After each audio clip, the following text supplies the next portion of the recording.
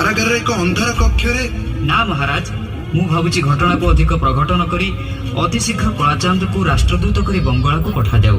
बंगलार नवाब सुलेमान ईरानी पत्र लिखिचंती बाउंस थिब ना बासुरी बाजिब।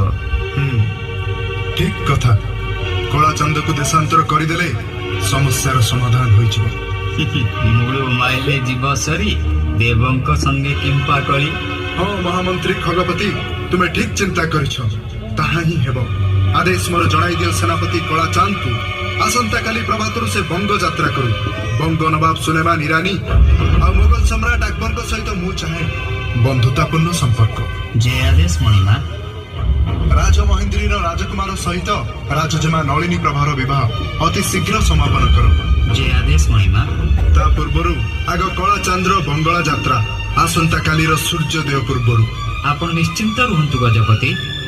पिताश्री पिताश्री आपण मते खोजुथिले पिताश्री। हाँ तो विषय मु जहा सुनिबाकु पाउछि ता कोन सत्य? मो जानतरे मु तो किछि अपराध करिनी पिताश्री।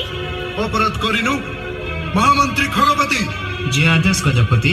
क्षमा करिवे राजकुमारी यहाँ गजपति इज्जतर कथा शुणा जाए आपण कुआडे सेनापति कलाचांद को। हाँ मु सेनापति कलाचांद को भल पाउछि। नलिनी नलिनी सेनापति कलाचांद सारंगगढ़र विद्रोही राजा रामचंद्र देवଙ୍କ कबळରୁ मते रक्षा करिसेंती पिताश्री। से उत्कलर सेनापति हिसाब रे तार कर्तव्य करिछि। जे निज जीवन को बाजी लगाई मोर इज्जत रखचंती तांका प्रति आपनकर किछि कर्तव्य नाही पिताश्री।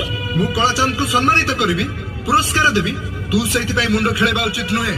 तू मुकुंद देवर अलिअली कन्या विवाह करिबु जणे परम वीर राजपुत्र को किंतु जणे सामान्य वेतन भोगी विवाहित सेनापति की नुहे कदापि नुहे। पिताश्री पिताश्री गजपति ठीक